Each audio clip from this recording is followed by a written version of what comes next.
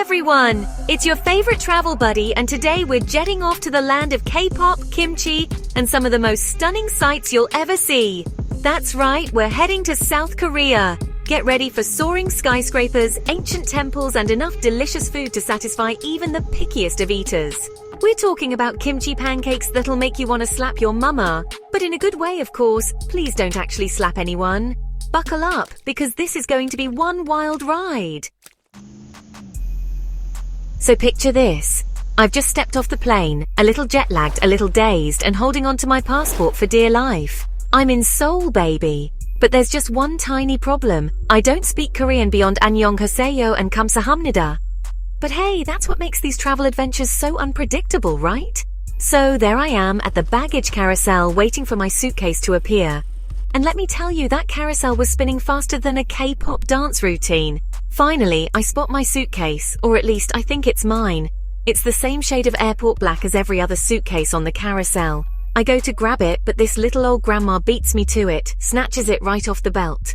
She gives me this look, and I swear, she could have been a Korean grandma version of The Rock. That's how tough she looked. Turns out my suitcase was identical to hers. We both burst out laughing, and with a lot of pointing and hand gestures, we figured out whose bag belonged to whom. Seoul, man. This city is like the New York City of Asia, a vibrant, bustling metropolis that never sleeps. We're talking towering skyscrapers, ancient palaces, street food vendors on every corner, and more K-pop blasting through the streets than you can shake a glow stick at.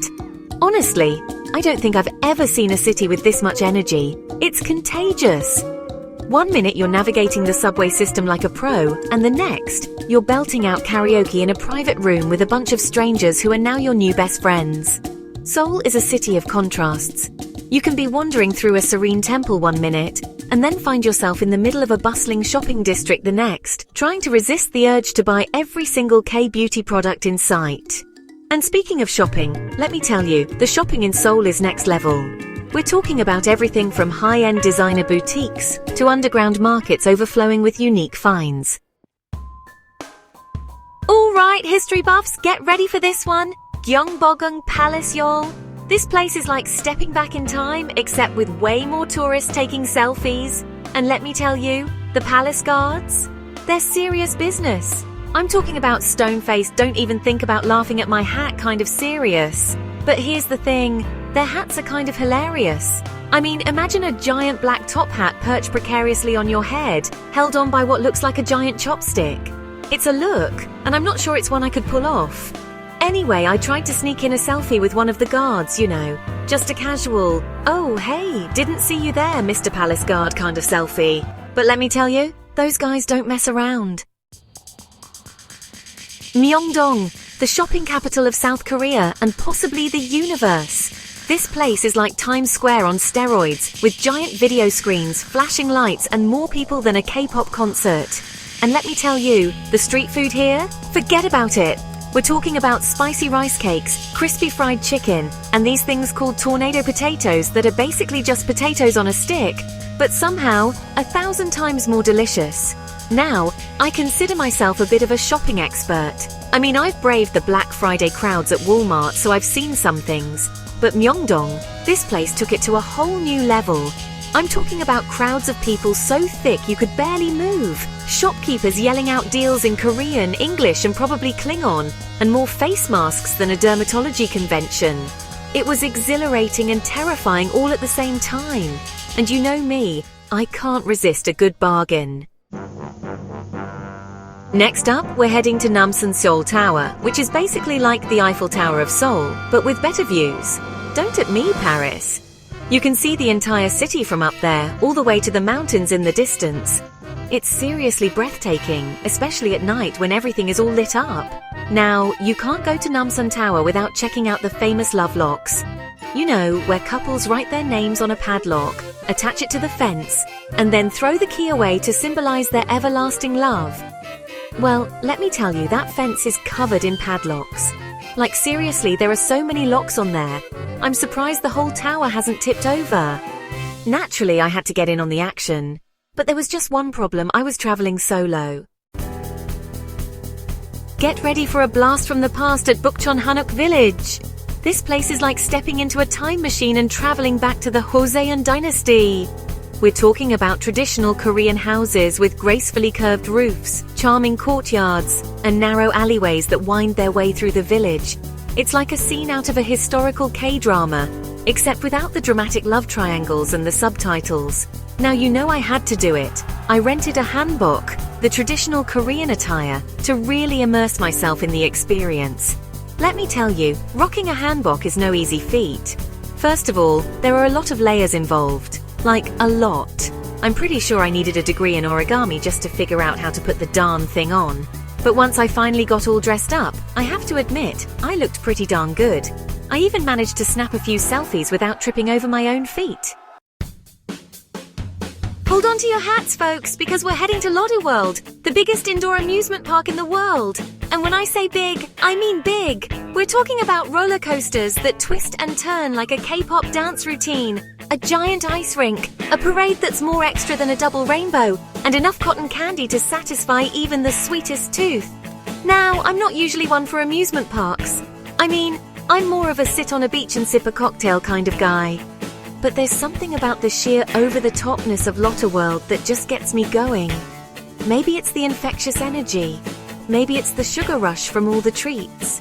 Or maybe it's the fact that everyone's walking around with giant stuffed animals on their heads. Whatever it is, I was hooked. Of course, I had to ride the most terrifying roller coaster they had.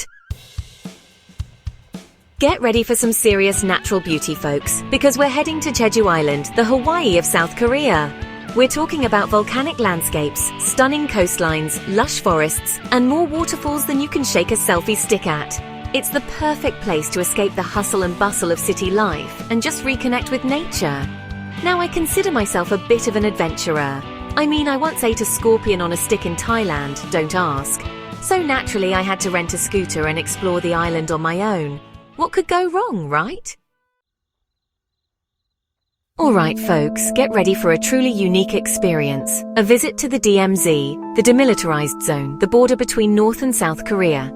It's a surreal experience standing at the edge of one of the most heavily guarded borders in the world, knowing that just a few feet away is a completely different country with a completely different way of life. Now, I'm not gonna lie, the DMZ is a little intense. I mean, there are soldiers everywhere, you're not allowed to take pictures in certain areas, and you can definitely feel the weight of history hanging in the air. But it's also incredibly fascinating, and it's a stark reminder of the human cost of division and conflict. And you know me, I always like to find a little humor in every situation, so naturally I had to check out the gift shop. And let me tell you, they had some of the most unique souvenirs I've ever seen. Okay everyone, we're now heading to Busan, South Korea's second largest city and a coastal paradise. We're talking about beautiful beaches, fresh seafood, and a laid-back vibe that's the perfect antidote to all that Seoul excitement. Now you know I'm a sucker for a good beach. I mean, who isn't? So naturally, I had to check out Haeundae Beach, Busan's most famous stretch of sand. And let me tell you, it did not disappoint. We're talking about white sand, crystal clear water, and more beach umbrellas than a Jimmy Buffett concert. Of course, no trip to Busan would be complete without trying the local delicacy sanakji, or live octopus. Yeah, you heard that right, live octopus. It's basically a small octopus that's been chopped up and served to you while it's still wriggling around. Oh yes, I just remembered. I have included some great travel links in the description below. You can find everything from resorts and hotels to car hire and travel insurance, plus lots more travel savings. I recommend that you check them out. I hope you find these links useful. And that's a wrap on our South Korean adventure. I hope you had as much fun as I did exploring this incredible country. From the bright lights of Seoul to the serene beauty of Jeju Island, South Korea has something to offer every traveler. Whether you're a foodie, a history buff, a K-pop fanatic, or just looking for an adventure, South Korea will not disappoint. Until next time, keep exploring and stay awesome.